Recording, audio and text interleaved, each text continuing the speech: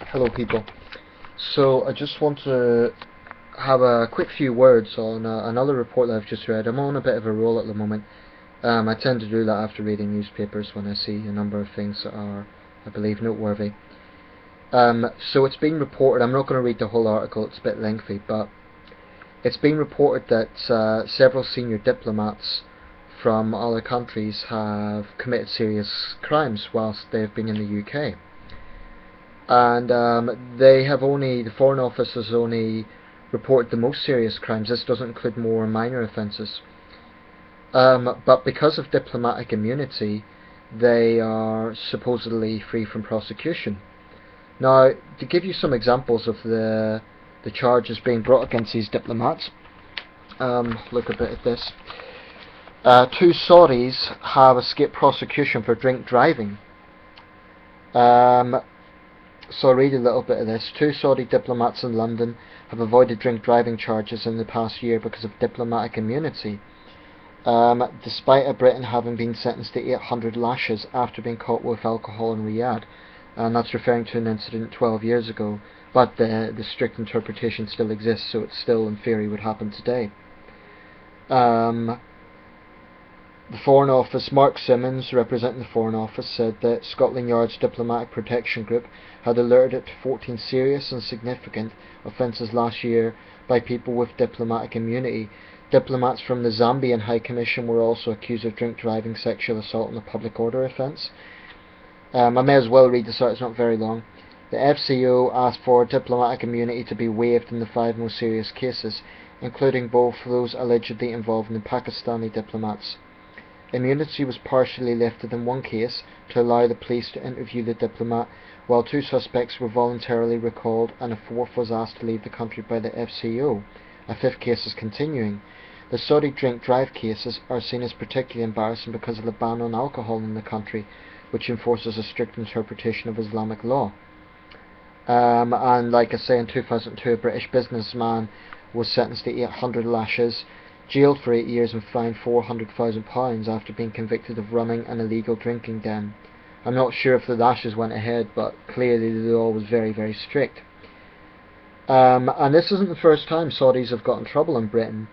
The allegations against the diplomats highlight what critics perceive as the Saudi elite's hypocrisy while living in the West. Prince Saud bin Abdulaziz bin Nasir Al Saud, a member of the Saudi royal family, was jailed in 2010 for murdering his manservant in a sexually motivated attack at a London hotel. That was quite a high-profile case.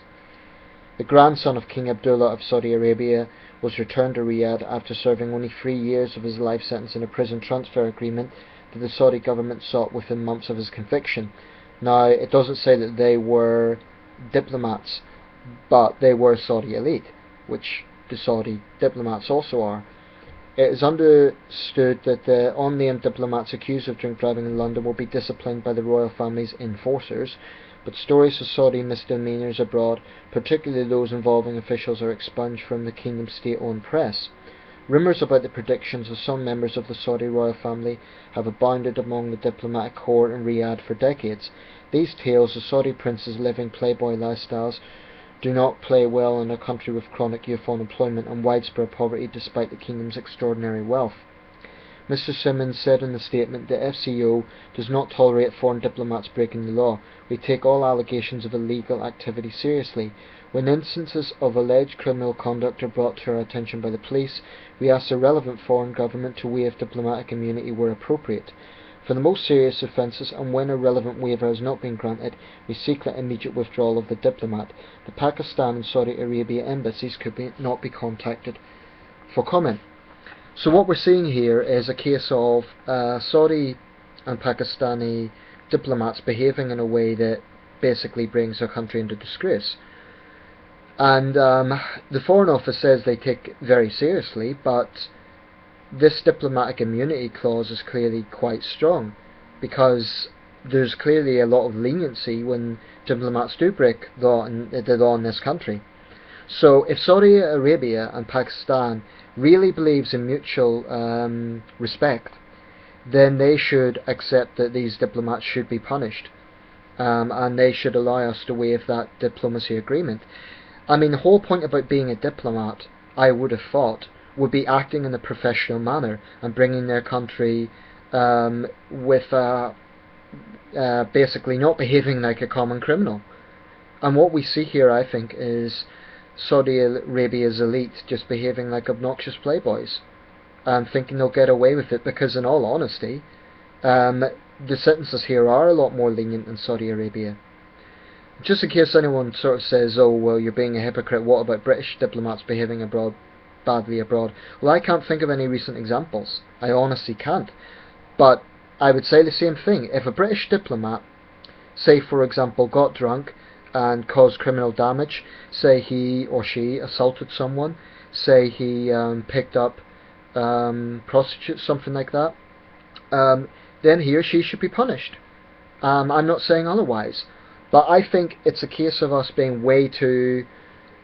we need to enforce this. Because diplomatic immunity should not basically stand in the way of bringing these people to justice. Because if a Briton got in trouble in Saudi Arabia, and this is what really bugs me, they would definitely enforce the law, without question. And their laws are very, very harsh, very conservative in interpretations of Sharia. For drinking, just drinking, whereas something like drink driving actually can cost lives. So basically, I think we should send out a strong message here and show no mercy in this case. Jail them like anyone else would be jailed for drink driving. And if Saudi Arabia doesn't like it, that's their problem, because they should respect the fact that this works both ways. Personally, I think we're far too close to Saudi Arabia anyway, but that's beyond my control, obviously.